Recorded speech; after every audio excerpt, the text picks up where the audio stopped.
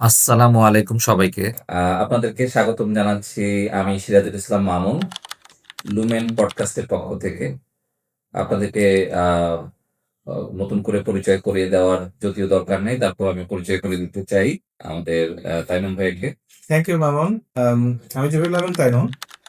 অনেকদিন ধরে আমাদের একটি ইন্ডাস্ট্রিতে আমি কাজ করছি। আমাদের সফটওয়্যার ইন্ডাস্ট্রিতে কাজ করছি। তো আজকে আমরা খুব ইন্টারেস্টিং একটা টপিক নিয়ে কথা বলবো। আ এই টপিক হয়তো এই আলোচনাগুলো শুনলে হয়তো আপনাদের কারো মধ্যে কিন্তু আপনাদের সিভি কেঁপে উঠতে পারে। ব্যাপারটা হলো এরকম আরকি।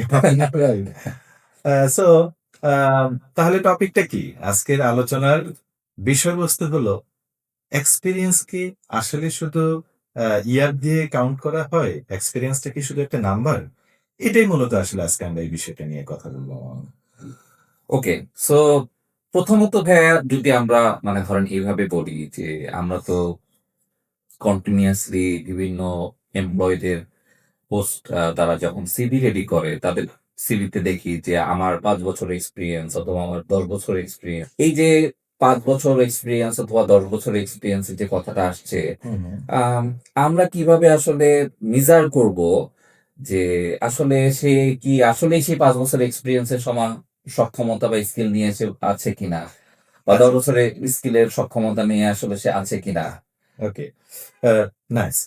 ফ্যাক্ট হলো অ্যাম একজন মানুষ যখন লেখে যে আমার ৫ বছর এক্সপেরিয়েন্স, বিশেষ করে উনি তো উনার রেজুমেতে লেখেন।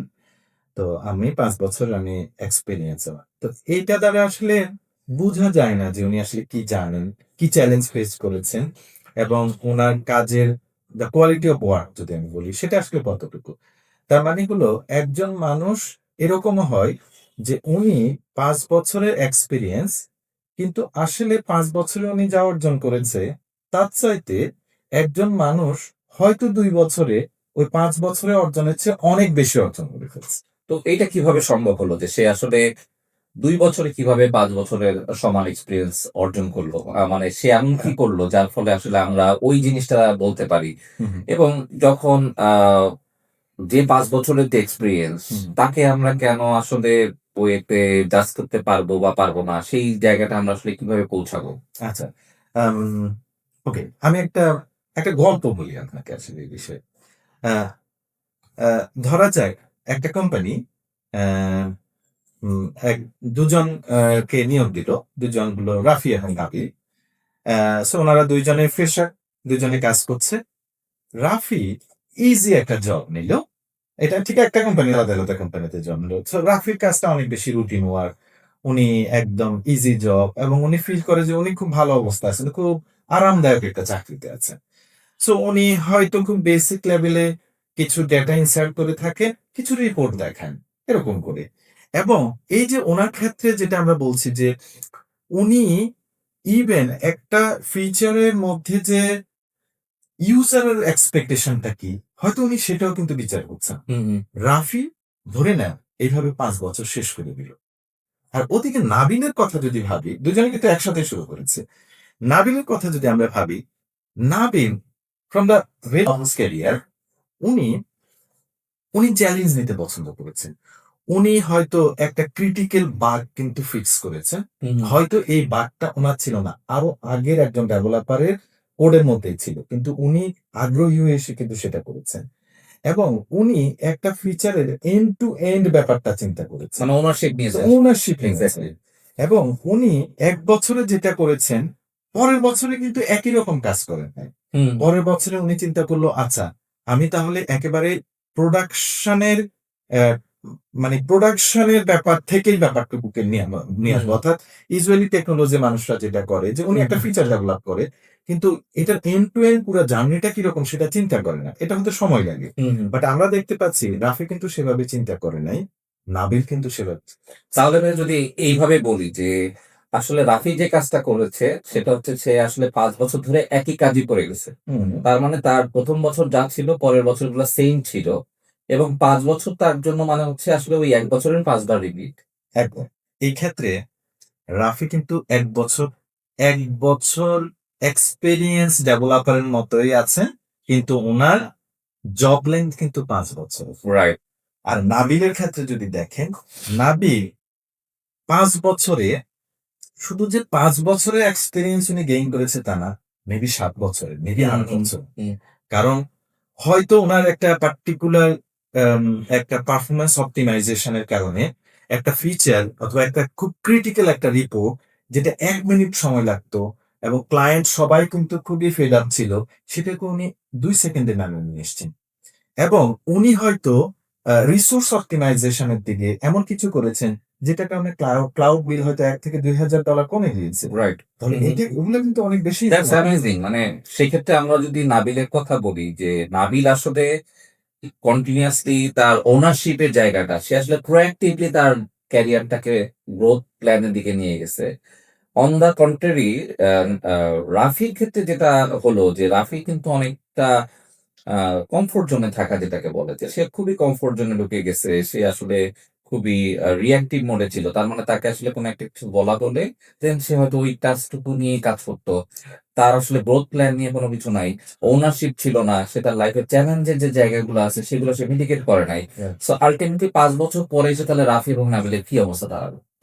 এখন রাফির মনে কি চলছে আর নাবিলের মনে কি চলছে? খুবই চমৎকার বলছেন।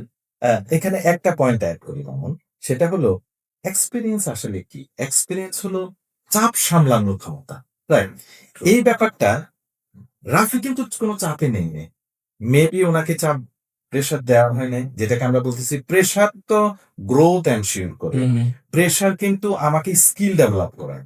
রাইট। সো রাফি যেহেতু সেই সুযোগ পায় নাই অথবা সেই সুযোগটা নেয় নাই অথবা নিজেকে সেই জায়গায় উনি বসান নাই, কাজে ওনার এক্সপেরিয়েন্স কিন্তু গ্রো করে নাই। সো এই যে চাপ সামলানোর ক্ষমতা আর এইটা থেকেই কিন্তু গ্রোথটুকু আসবে। রাইট। এক্ষেত্রে নাবিল কিন্তু অনেক খেলা। রাইট? এক্সাক্টলি। সো সো সেক্ষেত্রে মানে এখন নাবিলের বর্তমান অবস্থান কি? যে আসলে সে তার যেকোনো জব পজিশনের জন্য কমফোর্টেবল। হুম, হুম। সে লিডারশিপ রোল নেওয়ার জন্য কমফোর্টেবল। সে জব সুইচ করা নিয়ে তার জব যে সিকিউরিটি নিয়ে সেটা নিয়ে তার আসলে এখন আর ওই ভয়ের জায়গাটা হয়তো নাই। যেটা মাইট বি রাফির ক্ষেত্রে এখন সবসময় সে আসলে অনেকটা কমফোর্ট জোনে থাকার কারণে পরবর্তী জব পজিশন তার জন্য কি হবে, কিভাবে হবে এটা নিয়ে সে আসলে খুবই ইনসিকিউর জায়গায় আসলে চলে আসে। যদিও ২ জনের ক্ষেত্রে তাহলে আমরা বলছি যে এক্সপেরিয়েন্স ৫ বছরের। কিন্তু এই ক্ষেত্রে তো রাফির জন্য experience will be just a number. Exactly. এটা তাহলে মানে তার রাফি যে মাসের শুধুমাত্র এক্সপেরিয়েন্স থাকলো না। রাইট। রাফি শুধুমাত্র এখন লিখতে পারবে যে উনার ৫ বছরের এক্সপেরিয়েন্স আছে। কিন্তু উনি কোনো এভিডেন্স দিতে পারবে না। রাইট? এক্সাক্টলি। তো আপনি যেটা বলছেন যে একজন মানুষ হয়তো কমফোর্ট জোনে আছে আর আরেকজন মানুষ কিন্তু চ্যালেঞ্জ টেক করছে। হুম, এবং কমফোর্ট জোনের খুব ইন্টারেস্টিং একটা নাম আছে। আমরা বলি যে সেফটি। রাইট? রাইট। আমি আমি ঝামেলায় যেতে চাই না। আর আমি এসব জটিল ব্যাপার ডিল করতে চাই না। হুম, হুম, এটার অনেকগুলো আবার আমরা একটু ফলস রিজন অনেকেই দাঁড় করাই। যদিও সব ক্ষেত্রে সত্য না। অনেকেই বলে যে পারিবারিক ব্যাপার থাকে অর হুম, কোম্পানি ওনাকে হয়তো হেল্প করছে না। এই ব্যাপারগুলো কিন্তু চলে আসে। এইটা অনেকটা আসলে নিজের কমফোর্ট জোনকে একটা জাস্টিফিকেশন এর আনার জন্য আসলে অধিকাংশ মানুষ করে হুম, হুম। থাকে। সো এখান থেকে কিন্তু বের হয়ে আসতে হবে। কমফোর্ট জোন থেকে আমি যদি বের না হয়ে আসি তাহলে আমার গ্রোথ এবং স্কিল কোনটাই কিন্তু আসবে না। ট্রু। তো সেক্ষেত্রে আসলে মানে আমাদের করণীয় যে জিনিসটা আছে যে আল্টিমেটলি আমি কতটুকু চ্যালেঞ্জ নিচ্ছি হুম, এবং এই চ্যালেঞ্জটা আসলে সবসময় কমফোর্টেবল না। এইটা অ্যাকসেপ্ট করার যে জায়গাটা, এইটা যতক্ষণ না কেউ তার নিজের ভিতরে ইন্টারনালাইজ করতে পারছে এবং হুম, কেন একটা মানুষ চ্যালেঞ্জ নিবে, হুম, সেই জায়গাটা যতক্ষণ না পর্যন্ত আসলে ইনসিওর হচ্ছে, ততক্ষণ তো আসলে সে কমফোর্ট জোনে থাকতে চাবেই স্বাভাবিকভাবে। কিন্তু আমরা যে জায়গাটা আসলে বলার চেষ্টা করছি সেটা হচ্ছে যে, আপনি যতক্ষণ আপনার কমফোর্ট জোনে আছেন, যতদিন আপনি আসলে এই কমফোর্ট জোনে থাকছেন, ততদিন আসলে হয়তো আপনার বছর বাড়ছে। আ কিন্তু বছর বাড়ছে মানেই যে আপনি আ তত বছর এক্সপেরিয়েন্সড কথাটা আসলে সত্য না। ইয়েস মামুন। আমি আপনার সাথে এখানে আরেকটা ইন্টারেস্টিং টপিক এড করতে চাই মামুন। সেটা হলো আমরা কিন্তু অনেক সময় অনেকেই ভাবে যে আমি বর্তমান চাকরি ছেড়ে নতুন চাকরিতে যাব। এটা অনেক রিস্কি হুম, এবং নতুন চাকরিতে গিয়ে আমি শিখবো তখন মানে একটা প্রি কন্ডিশন সেট করে দেয় ওনার গ্রোথ এর জন্য। রাইট। কিন্তু বর্তমান চাকরিতে থেকেই কি গ্রো করা যায় না? যায়। হুম, আসলে মূল ব্যাপারটা আপনি যেটা ১ম বলেছেন যে ওনারশিপ নেওয়া। আমার কিন্তু গ্রোথ ব্যাপারটা একটা কন্টিনিউয়াস ফ্লো। স্কিল ডেভেলপমেন্ট একটা কন্টিনিউয়াস। কারণ আমাদের সেক্টরে কন্টিনিউয়াসলি গ্রো করতে হয়। কন্টিনিউয়াসলি স্কিলকে আপগ্রেড করতে হয়। হুম, সেক্ষেত্রে যদি আমি কোনো একটা কন্ডিশন দিয়ে দিই, আমি পরের চাকরিতে গিয়ে পরের বছরে এই ব্যাপারগুলো নিয়ে আসি, তাহলে কাজ করে না। রাইট। বেটার বর্তমান যে কন্ডিশন আছে, আমি যে জবটা করছি, সেখানেই কেন আমি ভাবছি না যে একটা ফিচারকে এন্ড টু এন্ড সলিউশন আমি দিব, হুম, রাইট?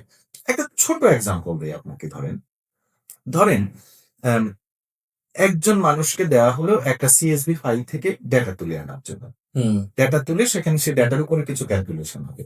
তাহলে মামুন, আপনি চিন্তা করেন, একজন মানুষ যে শুধুমাত্র এটাকে একটা টাস্ক হিসেবে নেবে, তাহলে উনি জাস্ট সিএসভি ফাইলটা উঠবে, উনি ডেটাগুলো রিড করবে, এবং উনি ডেটাগুলো থেকে ক্যালকুলেটিভ রেজাল্টটা সামারি হিসেবে দেখাবে, অর কোন একটা জেসন ফাইলে রাইট করে। Hmm, pretty simple and straightforward, যিনি রাইট। আসলে গ্রো করতে চায় না তার জন্য। হুম, কিন্তু আমরা যদি এখন বলি একটা গ্রোথ মাইন্ডসেট, অথবা যিনি রিয়েলি একটা এন্ড টু এন্ড সলিউশন দিতে চাই, উনি প্রথম, উনি কিন্তু এবারে ওনার এই কাজটুকু হয়তো উনি প্রথমে এভাবে শেষ করবে, তারপর উনি ওনার এই কাজটুকুকে আসলে প্রশ্নবিদ্ধ করবে। হুম, এক, ফাইলটা না থাকলে কি হবে? রাইট। দুই, ফাইলটা Jason format, sorry CSV format না হলে কি হবে? হুম, তিন, ফাইলের ভেতরে কোনো একটা পার্টিকুলার রোতে ইনভ্যালিড ডেটা থাকলে কি হবে? অথবা ধরেন যে আমার এই ফাইলে এখন 100টা রেকর্ড আছে, সেখানে 1 লাখ রেকর্ড হলে কি 1 হবে? মিলিয়ন হলে কি 1 হবে? মিলিয়ন রেকর্ড হলে রেকর্ড কি হলে কি হবে? হবে? রাইট, সেটা কিভাবে আমার সিস্টেম হ্যান্ডেল করবে? এক্সাক্টলি। সো এগুলো কিন্তু অনেক রাইট। বেশি ইম্পর্টেন্ট। হুম, এই যে প্রশ্নগুলা করা, কেমন? এরপর আরেকটা অ্যাসপেক্ট নিয়ে আসি। তৃতীয় এক্সাম্পল ধরো, এই যে ক্যালকুলেশনের যে ব্যাপারটা আছে, ক্যালকুলেশনের ব্যাপারটা যে রিয়েলি ক্যালকুলেট করার জন্য হয়তো উনি একটু ম্যানুয়ালি টেস্ট করে দেখবে। হুম, কিন্তু এই ক্যালকুলেশনের অংশটুকু যে টেস্টেবল করতে হবে, অ্যাটলিস্ট ক্যালকুলেশনটুকু সঠিকভাবে কাজ করে, রাইট। এটার জন্য যে ইউনিট টেস্টিং কোড লিখতে হবে, এটার জন্য আমাদের টেস্ট কোড কোয়ালিটির একটা ফ্যাক্টর আছে। হুম, এই ব্যাপারটুকু একজন নরমাল, আমরা যেটাকে বলি এর থেকে এভারেজ প্রোগ্রামার, উনি কিন্তু নিবে না। কিন্তু যে মানুষটা আসলে রিয়েলি চ্যালেঞ্জ টেক করতে চায়, উনি ওনার কাজকেই প্রশ্নবিদ্ধ করবে, রাইট। এবং সে অনুযায়ী উনি ওই চ্যালেঞ্জ গুলা হুম, সলভ করবে। হ্যাঁ, আপনি লাস্টে যেটা বলছেন সেটা রিয়েলি রিয়েলি ইম্পর্টেন্ট পারফরমেন্সের ক্ষেত্রে। বর্তমানে হয়তো সেটা চ্যালেঞ্জ আসলো না, হুম, কিন্তু উনার মনের মধ্যে সে প্রশ্নটা রইলো, এবং উনি চ্যালেঞ্জ ফেস করার জন্য ready. Right. That's the difference between the exactly. হ্যাঁ, আরেকটা পয়েন্ট যদি আমরা ওখানে আমি বলি আপনাকে, ধরেন কোম্পানি ৫ বছর অথবা ১০ বছর যে এক্সপেরিয়েন্স রিসোর্সটাকে চাচ্ছে, সে তো আসলে আ মানে যখন ৫ বছর বা ১০ বছর এক্সপেরিয়েন্স চাচ্ছে, সে তো আসলে এক্সপেরিয়েন্স রিসোর্সটাকে ওইভাবেই জাজ করার ট্রাই করতেছে। ৫ বছর অথবা জাস্ট একটা বছর দিয়ে বা একটা কাউন্ট দিয়ে। মানে আপনি যে পয়েন্ট গুলো বলতেছেন, এগুলো আসলে কিভাবে আইডেন্টিফাই করা যাবে যে তার আসলে এক্সপেরিয়েন্স ৫ বছর অথবা তার আসলে এক্সপেরিয়েন্স ১০ বছর। এটা কিভাবে আসলে আইডেন্টিফাই করা যাবে? খুবই ভালো মামুন। আমি যদি আপনাকে এই প্রসঙ্গে একটু জিজ্ঞেস করি, হুম। জব পোস্টে ইউজুয়ালি কি কি থাকে আপনি বলেন? আ মোস্টলি থাকে জব রেসপনসিবিলিটি, জব রিকোয়ারমেন্ট, দেন এক্সপেরিয়েন্স কত বছর এক্সপেরিয়েন্স, লাগবে, রাইট? এবং এক্সপেরিয়েন্স মিনিমাম 2 ইয়ার্স অথবা 4 ফাইভ ইয়ার্স অথবা 5 ইয়ার্স অর 7 ইয়ার্স। সো একটা ইয়ারের রিকোয়ারমেন্ট থাকে, পাশাপাশি হয়তো তার জব রেসপনসিবিলিটি থাকে। কিন্তু আ এই যে ইয়ারের রিকোয়ারমেন্ট ধরে আমি যে একটা পিপলকে যে পয়েন্টটা আসলো যে আম তার সে কতটুকু চ্যালেঞ্জ নিয়েছে, গ্রোথ প্ল্যান যেটাই হোক না কেন, এটা যে আসলে কতটুকু সে করেছে, অর্গানাইজেশন কিভাবে এটা আইডেন্টিফাই করতে আচ্ছা, পারবে? খুবই চমৎকার একটা পয়েন্ট। যদি এক্সপেরিয়েন্স কোনো নাম্বার না হয়, তাহলে নাম্বার কেন উল্লেখ করা হচ্ছে? হুম, হুম, কেন জব পোস্টে নাম্বার দেওয়া হচ্ছে? এবং রাইট। কেন যিনি এপ্লাই করেন উনি সেটা বলে থাকেন? হুম, বিকজ নাম্বারকে বোঝা সহজ, নাম্বারকে মেজার করা ইজি। হুম, স্কিলকে, গ্রোথকে এবং রিয়েল এক্সপেরিয়েন্সকে মেজার করা ডিফিকাল্ট। ট্রু। আচ্ছা, তাহলে আমরা যদি এই অংশের দিকে ফোকাস করি মামুন, আপনি হুম, একটু হুম, লক্ষ্য করেন, আপনার সামনে ১০টা রেজুমে আসলো, সিভি আসলো। আপনি সেখানে লিখেছেন ৩ বছর এক্সপেরিয়েন্স, এবং আপনি কিন্তু কিছু জব রেসপন্সিবিলিটি এবং আপনি কিন্তু স্কিল রিকোয়ারমেন্ট দিয়ে দিয়েছেন। রাইট। সেখানে লেখা আছে, এবং আপনার হুম, সামনে সিভি। আপনি কিন্তু শুধুমাত্র ৩ বছর এক্সপেরিয়েন্স যার আছে এরকম করে ডাকবেন না। আমিও ডাকবো না। হুম, কারণ আমরা কিন্তু আসলে বুঝতে চাইবো কোম্পানিগুলো কেন লেখে। কারণ কোম্পানিগুলো হচ্ছে এর চেয়ে ইজি উপায়ে লেখার আর কিছু নাই। কিন্তু ইন এডিশন কিন্তু উনারা দিয়ে দেয় যে রেসপন্সিবিলিটিটা কি হবে। হুম, রেসপন্সিবিলিটাই কিন্তু ইন্ডিকেট করে এই ৩ বছর দ্বারা উনি আসলে কি বুঝাতে চেয়েছেন। রাইট? ওকে। সো একজন লেখলো উনার ৩ বছর এক্সপেরিয়েন্স, এবং আমরা দেখলাম ওই রেসপন্সিবিলিটির সাথে উনার যে রেজুমেতে যা উল্লেখ করা আছে সেটা যায় না। তার মানে আমি মানে আসলে উনাকে এগেইন তখন ভাই ১ আমি একটু বছর একটা এক্সপেরিয়েন্স পয়েন্ট আপনার সাথে অ্যাঙ্কর করি। সেটা হচ্ছে ইয়েস, যে আ মানে আপনি যে জিনিসটা বললেন যে এক্সপেরিয়েন্স ইকুয়াল টু এভিডেন্স। হুম, হুম। তাই না? তো এই জায়গাটায় যদি আমরা আ চিন্তা করি যে যদি এক্সপেরিয়েন্স ইকুয়াল টু এভিডেন্স হয়ে থাকে, how a organization can hire a resource hmm, uh according to suppose আমার ৫ বছর এক্সপেরিয়েন্স আছে। হুম, হুম। আ আমি তাহলে এই ৫ বছরের এক্সপেরিয়েন্স কে অ্যাজ এভিডেন্স হিসেবে আপনার সামনে কিভাবে উপস্থাপন করব? ইন্টারেস্টিং। অ্যাগেইন ধরেন আ আপনি কি পরিমাণ কমপ্লেক্সিটি ফেস করেছেন? ওকে। রাইট? হুম, যেমন আপনার রেজুমেতে কিন্তু থাকতে হবে অথবা ইন্টারভিউতে কিন্তু বলতে হবে আপনি কি পরিমাণ কমপ্লেক্সিটি নিয়ে কাজ করেছেন, কত ফাস্টার রোবাস্ট আপনার সলিউশনটা দিয়েছেন। Okay. Right? Complexity exactly. First so uh speed ২ exactly, number point. Okay. Exactly. হু, রাইট। হু। দেন আপনি কত ফাস্ট লার্নার। এটা কিন্তু আরেকটা ইম্পোর্টেন্ট ওকে। জিনিস। Because of adaptability. Exactly who, who. Adaptivity চলে আসবে। এরপর মামুন আমরা জানি যে অ্যা ডেলিগেশন কিন্তু খুবই ইম্পোর্টেন্ট একটা ব্যাপার। হুম, আমাদের আমাদের নিজেদের মধ্যে আমরা অনেক সময় এটা ভাবি যে আম যে ডেলিগেট কিভাবে করব? এটা অনেক সময় বুঝে উঠতে পারে না হুম, মানুষ।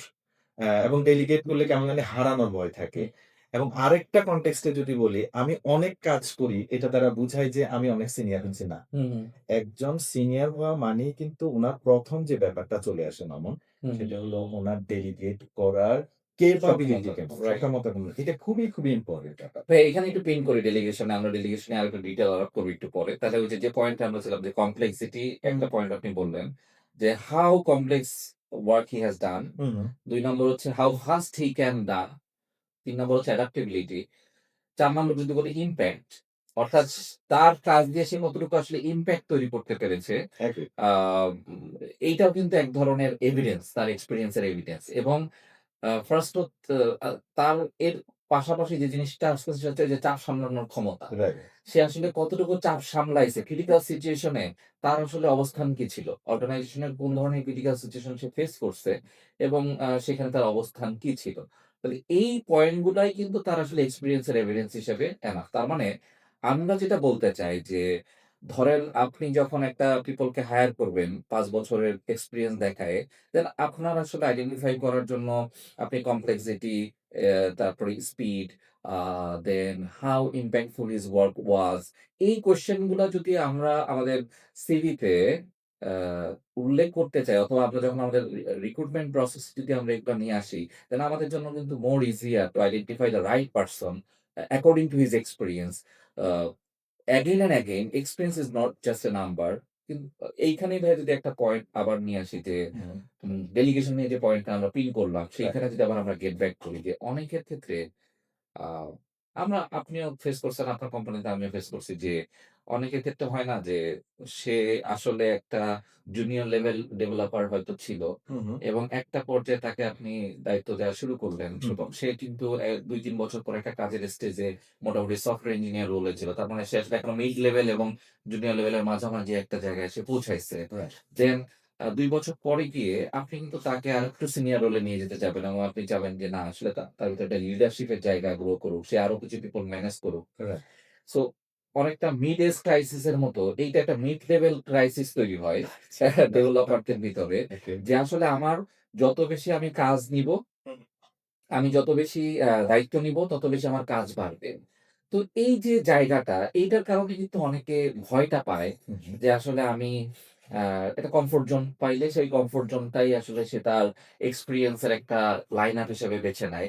কিন্তু আসলেই কি যত বেশি দায়িত্ব তত বেশি কাজ কিনা? না। এবং যদি সেটা না হয়ে থাকে, একজন মিড লেভেল যে ডেভেলপার সে কিভাবে তার ওই দায়িত্বগুলা আরো বেটার ওয়েতে সে নিতে পারে? তার গ্রোথ প্ল্যানটা আরো কিভাবে সে আসলে বেটার ওয়েতে করতে পারে? ওকে। সো আমরা যদি অর্গানাইজেশন পার্সপেক্টিভ তে বলি, তাহলে একটা অর্গানাইজেশনে একজন মানুষ অনেক কাজ করে। এটার চেয়ে অনেক বেশি বেটার একটা অর্গানাইজেশনে একজন লিডার আছেন, টিম লিড আমরা যদি বলি। উনি ক্রিটিক্যাল কাজগুলো করেন এবং উনার সাথে আরো ৩ জন আছে যারা জুনিয়র পজিশনে তারা কাজ করেন এবং উনি হুম, নাইসলি ডেলিগেট করতে পারেন। এটা অর্গানাইজেশন পার্সপেক্টিভ কেন বলছি? কারণ অর্গানাইজেশন কিন্তু স্কেল করে তখন অর্গানাইজেশন বড় হয়। হুম, হুম। কিন্তু ওই একটা মানুষে যদি অনেকগুলো কাজ করে তাহলে অর্গানাইজেশন তো স্কেল করবে না, অর্গানাইজেশন বড় হবে না। ওকে। এটা তো একদম সত্য কথা। হুম, হুম, এবার আসেন যে মানুষটা আসলে এভাবে কাজ করছে, উনি আসলে কিন্তু উনি চাপ নিচ্ছে। হুম, কিন্তু এই চাপের কথা কিন্তু আমরা সেটা বলি নাই। হুম, যেই মানুষটা আমরা যদি বলি সফটওয়্যার ইঞ্জিনিয়ারিং এ কিন্তু আমরা ১ম এ যেকোনো প্রবলেম সলভ করতে হলে টুকরা, টুকরা করতে হবে। আমি যদি সেটা না বুঝি তাহলে আমার এখনো সফটওয়্যার ইঞ্জিনিয়ারিং এর জার্নিটা শুরু হয়নি। হুম। তাহলে টুকরা, টুকরা যখন আমি করতে পারবো, তখন আমি ছোট, ছোট কাজগুলোকে, টাস্ক গুলোকে আমি আমার টিম মেম্বারদের মধ্যে দিয়ে দিতে পারবো। এক্সাক্টলি। এবং আমি সেটাকে সুন্দর করে আমি এরপর এগুলা যে জোড়া লাগবে, যেটাকে আমরা বলি আর্কিটেকচার, হুম, রাইট? হুম, হুম। রাইট, যে আমরা আসলে কিভাবে ওরা কমিউনিকেট করবে, ওই কাজগুলো কিভাবে কমিউনিকেট করবে, অথবা সিস্টেম কিভাবে মানে ডিজাইন করবে। আর্কিটেকচারের পাশাপাশি ওই যে টাস্ক ম্যানেজমেন্ট এর কথাও টাস্ক তো চলে ম্যানেজমেন্ট আসে। যে আসলে আমরা এক্সাক্টলি প্রপারলি চলে টাস্ক আসে। ম্যানেজমেন্ট করি কিনা, করতে পারছি আমি কিনা। রাইট টুলিং ম্যানেজ করছি হুম, কিনা, রাইট প্রসেস ফলো প্রসেস করছি ফলো কিনা। করছি কিনা। That's very important. এক্সাক্টলি। এবং আরেকটা ব্যাপার এখানে চলে আসছে। ধরেন টাস্ক ম্যানেজমেন্ট এর পাশাপাশি আমার কাছে ভাই যেটা মনে হয় যে ধরেন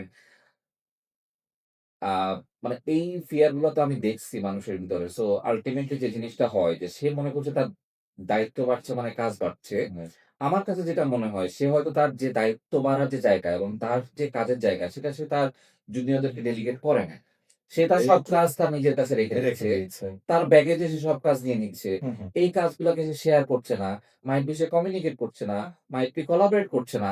মাইট বি সে তার যে কাজটা তার জন্য সবথেকে ইজিয়ার হুম, সেই কাজটাকেও সে ডেলিগেট করছে না। রাইট, যে কাজটা এক্সাক্টলি সে ভাবে বলতেছে। হ্যাঁ, চোখ সেটাই। বন্ধ করে ফেলতে পারে সেটাও সে তার কাছে রেখে দিচ্ছে। রেখে দিয়েছে। কিন্তু যখন আপনি গ্রোথ প্ল্যান এ থাকবেন, হুম, তখন তো কন্টিনিউয়াসলি আপনাকে আসলে চ্যালেঞ্জের ভিতর দিয়ে যেতে হবে। So of course. If you want to go for the next level challenge, current comfort zone কিন্তু আপনার কারো না কাউকে বুঝাই দিতে ছেড়ে হবে। দিতে হবে। এই যে কাউকে না কাউকে বুঝাই দেওয়া, এটা সবথেকে সে বেশি পারবে যার জন্য এই কাজটা ইজি। রাইট, এবং এই কারণে সে আসলে এইটাকে আসলে আমরা বলছি delegation. Right. That's very simple idea যে এক্সাক্টলি। আমি আমার কাজ যদি আরেকজনকে প্রপারলি বুঝাই দিতে পারি এবং সেটা সে প্রপারলি ম্যানেজ করতেছে কিনা সেটা আমি সুপারভাইজ করতে পারি। Hmm, then I am in a leadership position. এবং এক্সাক্টলি। ইন দ্যাট কেস আমি তখন লিডারশিপ পজিশনে যেহেতু আমার ওই কাজটা নেয়া লাগছে না, আমি কিন্তু লাইট ওয়েট হয়ে গেছি ওই জায়গাটায়। হুম। আমি তখন পরবর্তী স্টেজের আমার চ্যালেঞ্জ আমার গুলা চ্যালেঞ্জ গুলা এবং নিলাম। আমার কমফোর্ট জোন ভেঙে আমার অন্য কমফোর্ট চ্যালেঞ্জ গুলা আমি নেওয়া শুরু করছি। এই জায়গাটায় আমার কাছে মনে হয় আমরা বাংলাদেশে হুম, অনেক বড় একটা আসলে গ্যাপ এরিয়াতে থাকি। যে কারণে আমাদের আসলে লিডারশিপ বা মিড লেভেল ক্রাইসিস যেটা, হুম, হুম। এই ক্রাইসিসটা অনেক বেশি তৈরি হইছে। আমরা ভাই আমার মনে হয় যে এটা নিয়ে আমরা আরেকদিন একটা এপিসোড করতে পারি। যে অফকোর্স। যেটা নিয়ে আ আসলে আমরা আরো কিভাবে বেটার ওয়েতে ইয়েস, সেটা একটু করা যায়। আলাদা আলোচনা হতে পারে। রাইট। তবে আমি আপনার এই কথার সাথে আরেকটু এড করতে চাই। সিউর। কোন কিছু ইজি হওয়া মানে কিন্তু আসলে সেফটি না। এক্সাক্টলি। আমরা বারবার বলছি যে হুম, ইজি হওয়া মানে কিন্তু সেফটি না। এবং ইজি জিনিস আমি যদি ধরে রাখি তাহলে আমি ইজি কাজগুলো পারফর্ম করি। আমি চ্যালেঞ্জ গুলো দেখতেও পাচ্ছি না। রাইট। কেমন? হুম, এবং আমি দেখতে পেলেও আমি পারফর্ম করার সময় নেই। তার মানে আসলে আমি নিজে কিন্তু আমার গ্রোথ এর পথটা বন্ধ করে দিচ্ছি। ট্রু। তো আমার ইজি কাজটা যদি আমি ডেলিগেট করতাম, হুম, যেটা হয়তো কারো জন্য চ্যালেঞ্জিং, কারো জন্য কেরিয়ার গ্রোথ, আমি সেটা না আমি যদি সেটা করতাম, তাহলে আমি আমার চ্যালেঞ্জ গুলা পেতাম। এবং আমি রাইট। চ্যালেঞ্জ গুলা করতাম তখন আমারও growth। যেমন ভাইয়া মানে অনেক হয় না যে এই যে এই কথারই কমপ্লিমেন্টারি যদি বলি যে অনেকেই তো এইটা বলে যে আমি হচ্ছে ৭ বছরের এক্সপেরিয়েন্সড। তো আপনি ৭ বছর ধরে কি করেন? আমি ৭ বছর ধরে একই কাজই করি। তো আপনি একই কাজ কেন করেন? কারণ এটা সহজ। আমার জন্য এটা সহজ হয়ে গেছে। তার মানে তো আসলে আল্টিমেটলি সে এই যদি তার জন্য একটা কাজ সহজ হয় এবং এই কাজটা যদি সে ৭ বছর ধরেই করে, হু, হু। তাহলে তো সে 7 বছরের এক্সপেরিয়েন্স আমরা বলতে পারি না। হুম।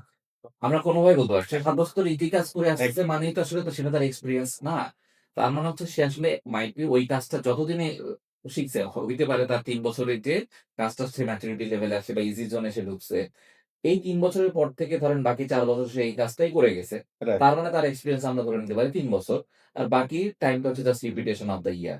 Very true. মামুন, এখানে আমি আরো কিছু জিনিস এড করতে চাই আপনার সাথে। আ সেটা হলো এই প্রসঙ্গটা যখন আসছে তখন হয়তো আমাদের এখানে যারা ভিউয়ার্স আছে আজকে, উনাদের হয়তো বিভিন্ন রকম প্রশ্ন আসতে পারে যে, আমি আসলে তাহলে বুঝবো, আমি মেজার করব কিভাবে? আমার গ্রোথটা কি হচ্ছে নাকি হচ্ছে না? হুম, হুম। আমি আসলে এটা বুঝবো কিভাবে? এটার জন্য খুব সিম্পল কিন্তু কিছু রাইট। টুল আছে। মানে এই টুল বলতে বোঝাচ্ছি যে কোন যন্ত্রপাতি না। হুম, এটা একটা ওয়ে। এক্সাক্টলি। যেমন আমার প্রতি সপ্তাহ শেষে আমি বসতে পারি। আমার সপ্তাহ শেষ হওয়ার পরে কিন্তু অনেক কিছু করার সময় থাকে। হুম, হুম। কিন্তু আমি 30 মিনিট বসি। আমরা যদি বসি যে আমি এই সপ্তাহে সবচেয়ে চ্যালেঞ্জিং কোন কাজটা করেছি? রাইট। কোন কাজটা আমার নিজের মধ্যে ভ্যালু এড করেছে? হুম, কোন কাজটা কোম্পানিতে আমার ট্র্যাডিশনাল অপারেশনাল এক্টিভিটির বাইরে গিয়ে একটা এডিশনাল ভ্যালু নিয়ে এসছে, একটা ইমপ্যাক্ট দিয়েছে। Right.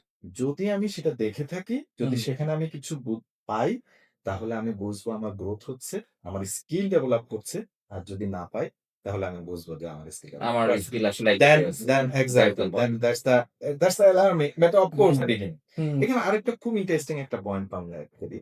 What is the what is my best day? Hmm.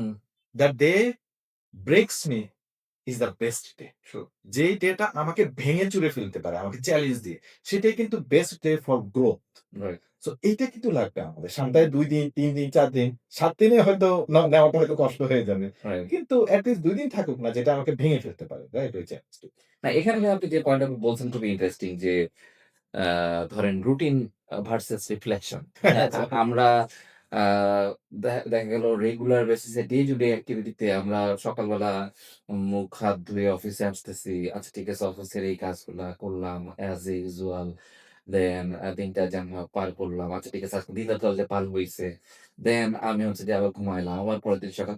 So that is actually routine and এই রুটিনে যদি আমি খুব বেশি অভ্যস্ত হয়ে যাই, আ দেন সপ্তাহ শেষ হলো, মাস শেষ হলো, বছর শেষ হলো।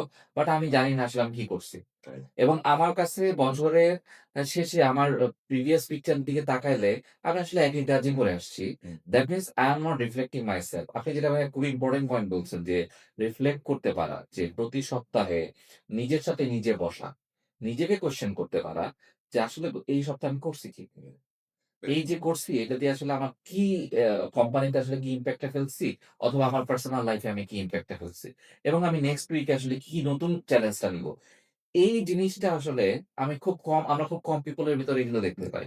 রাইট? আমরা তো অনেক পিপল নিয়ে কাজ করি ভাইয়া। আচ্ছা। সো আমরা কিন্তু এটা খুবই কম পিপল এর ভিতর দেখতে পাই এবং যে কারণে আমরা দেখতে পাই যে হয়তো ১০০ জন মানুষ নিয়ে কাজ করলে তার ভিতরে কত পার্সেন্ট আপনি বলবেন? ২ থেকে ৫%? এর বেশি তো হবেই। রাইট। সো এই জায়গাগুলোতে আসলে লিডারশিপ স্কিল আমরা গ্রো করতেছি। কিন্তু আমরা সবসময় আসলে আছি ওই সিনিয়রিটির একটা ভাব নিয়ে যে যারা সিনিয়র হয়ে যাচ্ছে, আমি তো সিনিয়র। আমার সাথে আ মানে আমার উপরে কথা বলা যাবে না। হ্যাঁ, তো খুব ওকে, ওকে পাবন। এটা আরেকটা ইন্টারেস্টিং পার্ট আমার কাছে মনে হয় যে শেয়ার ওকে। করা উচিত। সেটা হলো সিনিয়ররা কিন্তু একটু মানে স্ট্যাগনেশন এ কিন্তু ভোগে।